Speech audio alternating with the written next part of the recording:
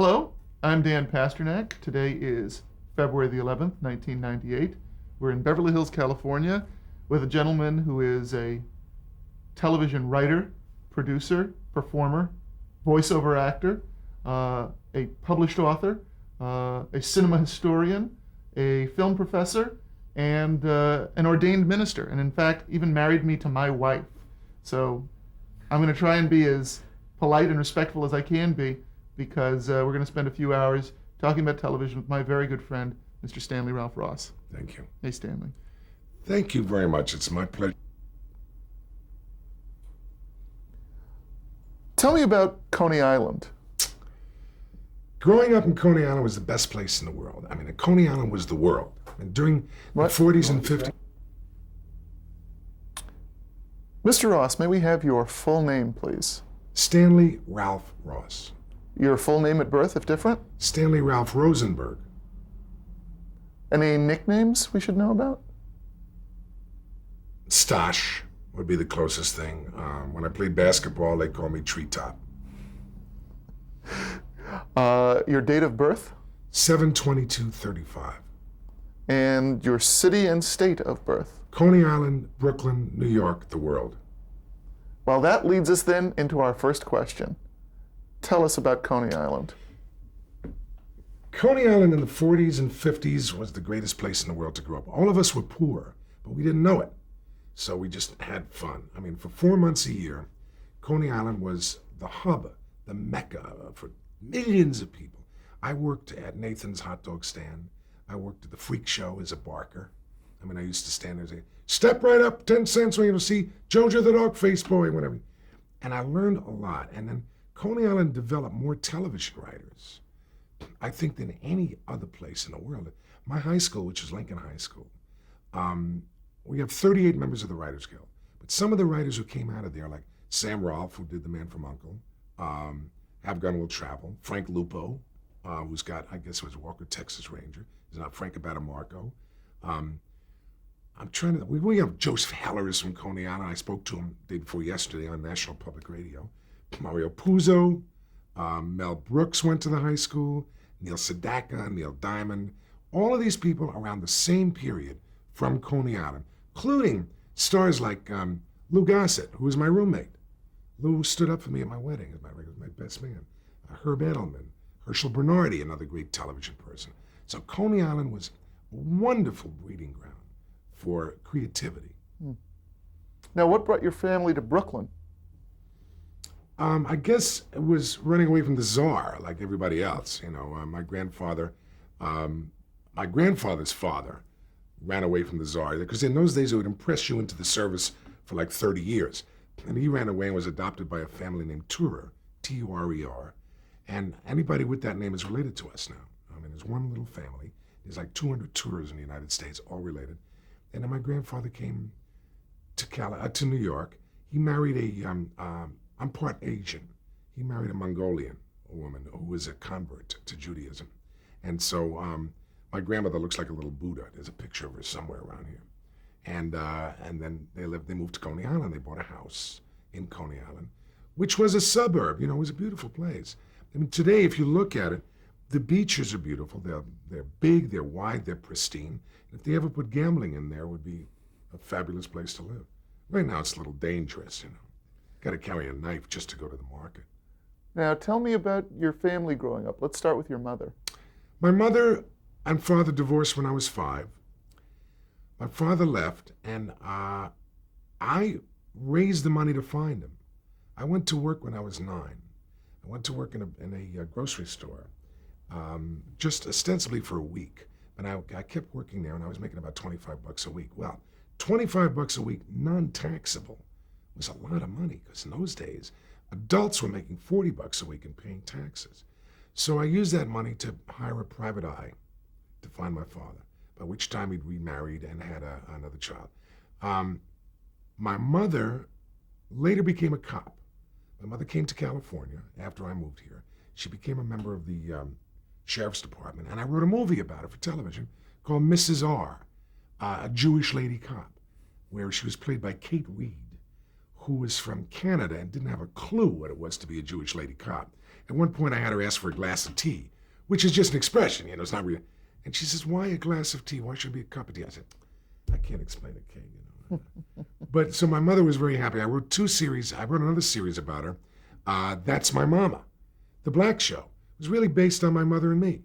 We just cast it black. I'll tell you about that later. But anyhow, so my mother was a wonderful woman. She just totally encouraged me. She taught me there was nothing I couldn't do, and I bought it. I mean, when I was 5, I started writing poetry, and then when I showed a little intelligence as far as art, she went and bought me watercolors and pastels, whatever I wanted. Totally indulged, and I loved it. I was an only child, and I totally loved it. Now, what were some of your other interests as a child? Sports. I was a big kid, and so I played a lot of sports. Essentially, though, it was art, music. I remember we got our first phonograph player, whereas most kids were getting records by Frankie Lane, the Wild Goose and stuff. My mother brought home opera, so I would listen to opera when I was, 8 or 9 years old, and so I got a lot of culture out of the family. She was really wonderful that way. How did all of this art and culture, you think, impact and affect you? The books, the films, the radio, the theater that you were experiencing at that age. How did that affect you? Well, as I said, I came from a very poor family. We lived in a one-family house, but we had 3 families living there. We rented to the other people. And so I had to sleep in a room in the other people's apartment. And it was a room with no heat. So the only way I kept warm, I had a big radio with the tubes, and those tubes would warm up the bed. So I turned the radio on at 7 o'clock in the bed, and it would warm up the bed, and I would sleep with my arms around the radio. And if there is anything to sleep teaching, I remember shows with Olin Soule, a mutual friend of ours. I remember shows that I don't remember hearing in consciousness, but I must have listened to them after I was asleep. So I had my arms around the radio, keeping warm and listening to the radio. And then I got a library card when I was very young, because we couldn't afford to buy books. But I started going to art school when I was 6. My mother sent me off to the Brooklyn Museum of Art. In those days, you could send a 6-year-old kid by himself on the subway in New York. And I would go to art school on Saturdays. And I did that for like 2-3 years as an artist. Then I went to Pratt Institute, which was, it's a famous art school. And again on Saturdays. So I thought I was going to be an artist rather than a writer. And I still use the art technique that I learned as a writer. Because the techniques for creativity are the same. You don't ever start on a blank page by writing fade in, interior, Ross household. You got to have an outline, you got to have a structure. And the same thing happens with art. I mean, if I'm going to do a painting, and there's several of my paintings around the house, I first start with pencil sketches, fill it in, decide which colors I'm going to do. And that's the way you do it with writing, too. So that's how it impacted me. Now, you were born in 35. Right. So you were really right at your life began right around the beginning of the life of television. When was the first time you heard about television? First time I ever saw television was a boxing match at Madison Square Garden, and I think it was Rocky Graziano and Harold Green, and it was a riot because Graziano, everyone thought Graziano won, but they gave the decision to Green. And so they started a riot. I think it was about 1945 or 46. Huh. That was the first time, and it was at the home of the guy that owned the grocery store on our corner. You should know that growing up in Brooklyn, there would be 3 and 4 grocery stores in a block, and everyone had their favorite little grocery. This one was the Monticello Dairy. That's the one I later worked at. Then there was an Italian grocery, and then there was a Protestant grocery. And everybody had their own specialities. Then it was Burrell, of course. Then when I saw Burrell in 1948, Tuesday nights, everything stopped for Milton Berle. Matter of fact, 5 years ago, I married Milton Berle to Lorna. I performed their wedding, and we did it on a Tuesday night.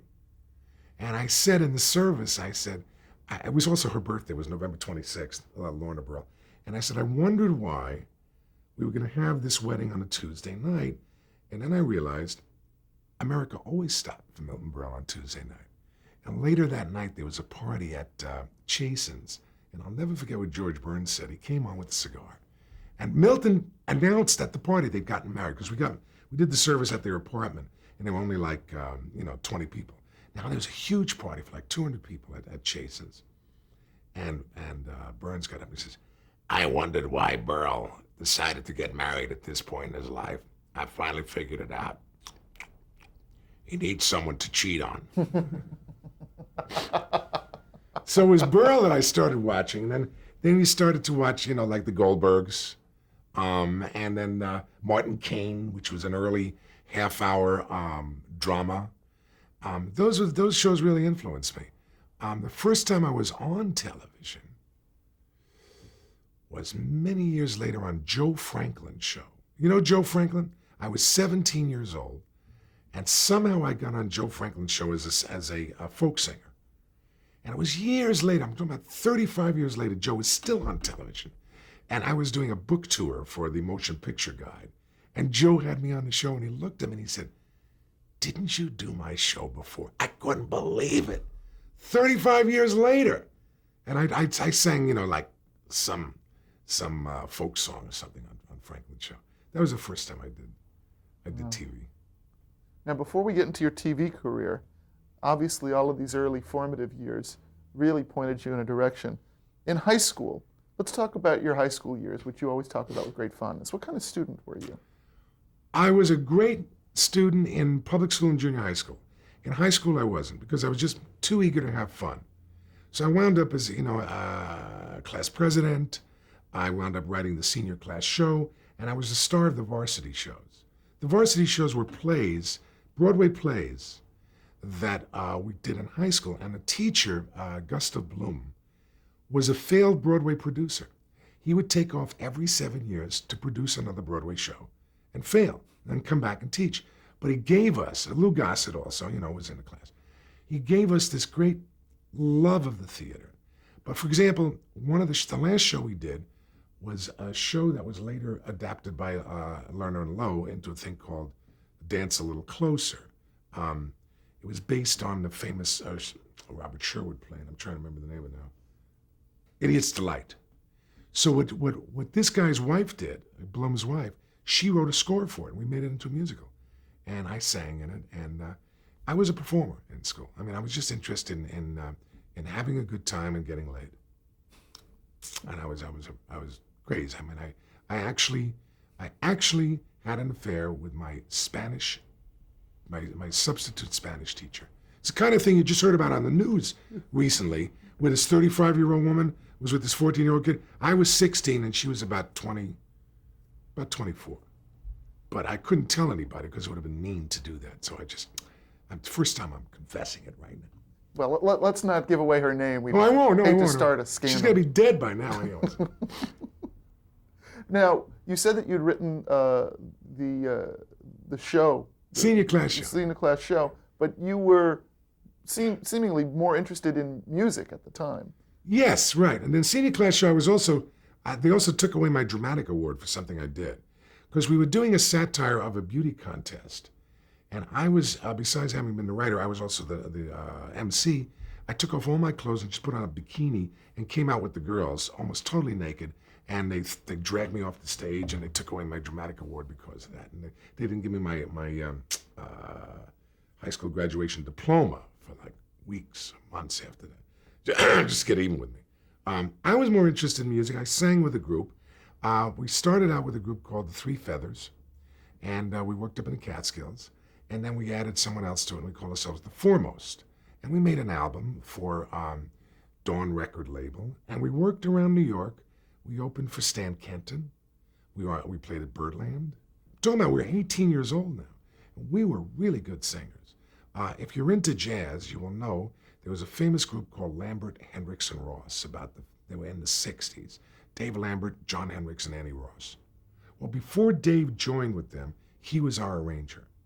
And I didn't read music. The other three guys were all brilliant musicians. I played drums, where you didn't have to read. And the other guys played bass, guitar, and piano. And so I would memorize my parts musically, because it was tight 4-part harmony, like the High-Lows or the Freshmen. So like to this day, if you ask me to sing Tenderly, I can sing my part. The evening breeze. I mean, that was my part in there in the court. So we worked all around New York. We did USO shows. Then it all came to one crashing ending. We were booked on the same bill with Sammy Davis Jr. Now, we're booked at City College in New York, 6,000 people in this huge auditorium. And it's a comedian named Pat Carroll. You know Pat Carroll, the comedian? It was either Gene Carroll or Pat Carroll. Our group, the Foremost, and Sammy Davis. Now, good sense says you open with the kid singers, you go to the comedian, then you go to Sammy. Excuse me, but it was Saturday night, and Sammy was double booked at the Palladium. He said he had to be out of there by 10:30 to take a limo uptown, change, shower, and do the midnight show at the Palladium. The comedian said, no way am I going to follow Sammy Davis Jr. So the show goes up, she opens. Sammy, who's supposed to do 45 minutes, yeah, right. Sammy Davis Jr., the joke about Sammy is, if he opens a refrigerator, he does 2 hours from the light, you know. So Sammy did about an hour and a half. And now it's almost 11 o'clock, and they're going to call us up.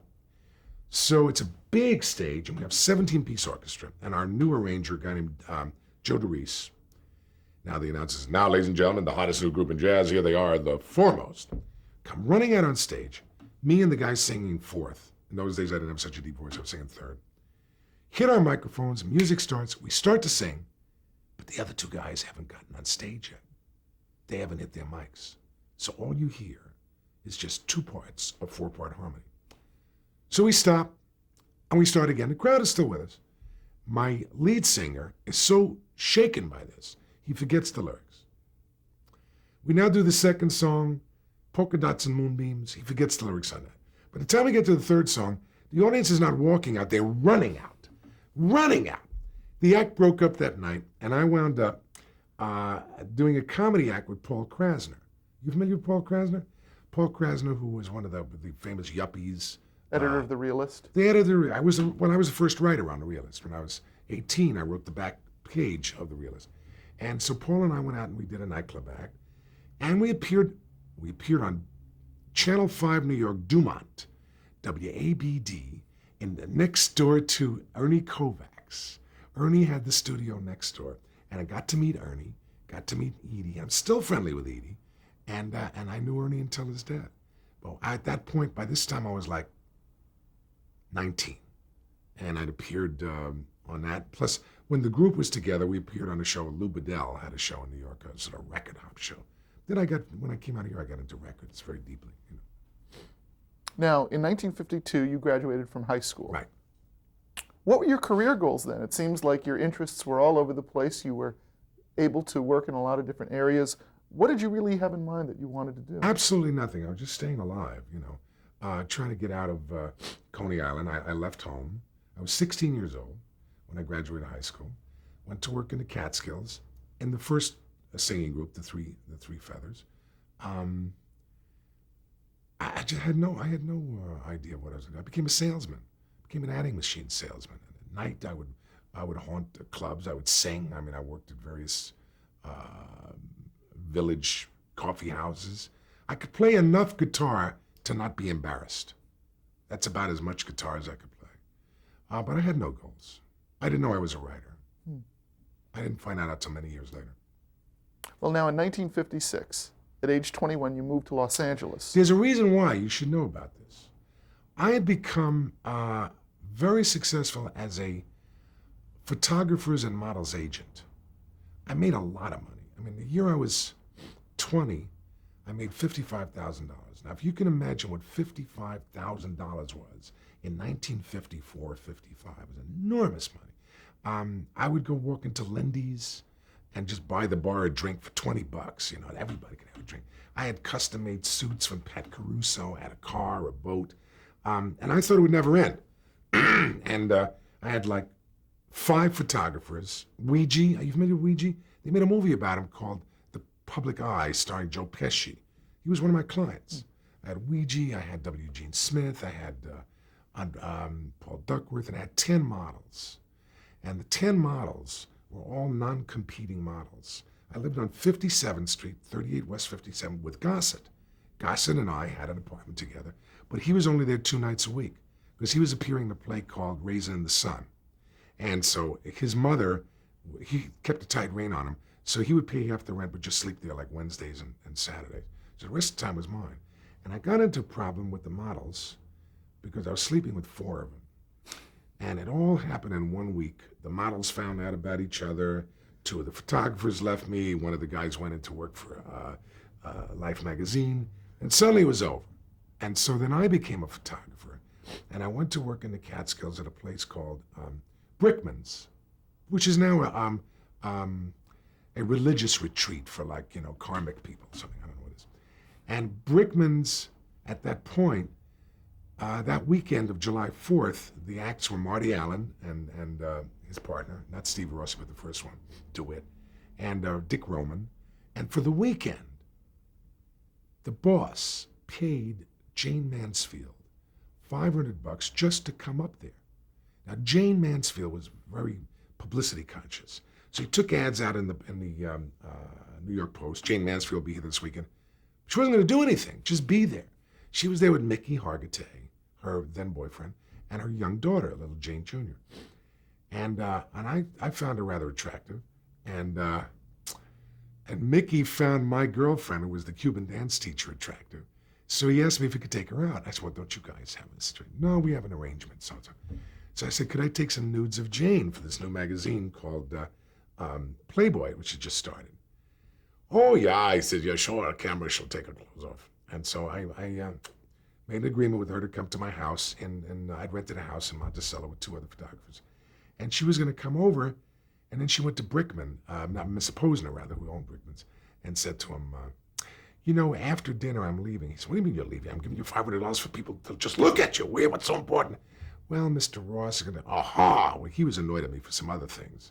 And so I was fired on the spot. And that was July 4th, 1956, and I couldn't do anything else for the summer. So I came back to Coney Island, called my friend Sam, and I said, what are you doing for the summer? He said, I don't know. What do you want to do? And I said, let's go to California. Fine. We drove to California. I had no idea. We just came out here to avoid the hay fever season. Hay fever starts August 15th. And so we came out to avoid the hay fever season. And then Sammy, who I wish he would have stayed here, is a brilliant guy. He met my wife-to-be, Neela. And he gave me her number. And I called her up. And I met her. I fell in love. And I'm married 40 years to the same woman. So that's how come I stayed. Now, what did you do? You said you had no plans. What kind of jobs did you take? Oh, I got a job. First thing I did was take the post office examination, the civil service examination, and I came in first in the state. Then I got a job at Thrifty Drugs on the corner of Wilshire and Fairfax, and that's where I met Neela. She came in. Then I quit Thrifty, and I got this job at the post office, and I was fired from the post office twice within 1 week. For incompetency. Is this story worth? Here's what happened. When they gave me the job in the post office, they said, listen, you can work any way you want. You get this high mark. So I chose Beverly Hills, right on the corner here, right on the corner of Olympic and El Camino, there was a post office. Now, I don't know if you know what happens in the post office. You have to be there at 5 in the morning, and you case your own mail, then you deliver it, and you finish by 2. But at this point, I was dating Neela. And at this point, I'd lost all my money. And I was living in a little apartment, sharing a bathroom with a blind guy. I wrote about this in a movie, over on La Cienega. And I didn't own a watch. I didn't have a phone. I didn't know what time it was. So I'd be up with Neela till 12:30, 1 o'clock at night. And then I'd get up in the morning, and it was still dark out. I knew I was safe. I would have to look in the market window to see what time it was, because they had a clock in the market window. Then I'd drive to the post office and deliver the mail. Well, little by little, I kept getting there later and later and later. And finally, one day I woke up about 11 o'clock, and they fired me on the spot. So this was December the 12th, and the specific reason for the time. The next day, I get a telegram at my apartment from the Burbank post office. They'd gotten a notice that I was no longer with Beverly Hills, And would I be interested in working at Burbank? So I called the Burbank guys and I said, look, I can't get in at 5 o'clock. I just can't. They said, well, can you get in at 8? We'll have someone else case the mail. You know how to deliver the mail. I said, sure. So the next day, the 14th, I show up in Burbank. It's pouring rain. It's like an El Nino before they knew what an El Nino was. Pouring rain. I get in my car to drive out to the place. The water is so high. The water is so high that literally, no kidding, Volkswagens are floating away. So I drive back to the post office and I said, look, I can't deliver the mail out there because I got to go buy hip boots.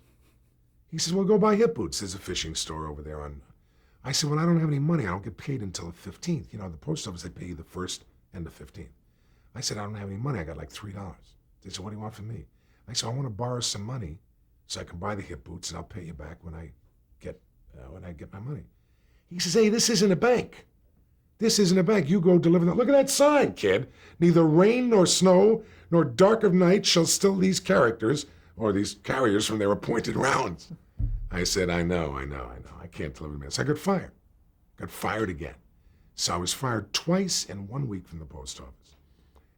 About a half hour later, I drove over to my father's house. I found my father here in California. By this time, he had 2 kids who didn't know I existed. I mean, I had introduced myself to them as their brother. And there was a message for me, because he took my messages, I didn't have a phone, from another job, and that job was a grinding wheel salesman. I got a job as a grinding wheel salesman. And then while I was doing that, I started to get some acting work. And I worked on day in court, traffic court as an actor. And then Neil and I got married. And then I got into the advertising business where I learned how to write from that.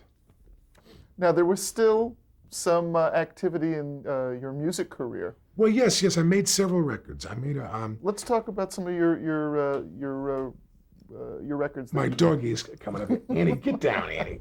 Stay. Tell me about the collaboration with Bob Arbogast. Okay. I turned on the TV one night, and there was Bob Arbogast doing a late-night movie host on ABC. This is before they had network shows. He was so funny. And then I turned on during the day, and I saw he was also writing day in court and traffic court. And I called him up. I didn't know him. I called him up, and I said, Mr. Arbogast, yeah. I said, this is Stanley Ross. I want a part on your show, or I'm going to put a bomb in your car. He thought that was very funny. I mean, he could have sent me to jail. So we met. We liked each other. And we decided to make a record called Chaos, about a mythical radio station, KOS. And we made the record for Liberty Records. I'd already made some records before that for Imperial, rock and roll singing. And we made the records, and it was, people all over America heard it. It was a famous record. If you wanted to buy a copy of it today, it probably cost you $150. And it was a satire of every rock and roll station. It still works. The only things in there that are anachronistic is a mention of Elvis and a mention of Ricky Nelson. Otherwise, it sounds like all of the stations. I sang the same song under different names. Oh, Linda, oh, Linda, oh, Linda. And I sang, oh, Freddie, oh. Every song was the same. Excuse me. And we had Johnny Mann singers come in and sing the worst possible jingles. I deliberately wrote bad jingles. And so it was a big hit, you know. What, are you looking at the time? Should we cut?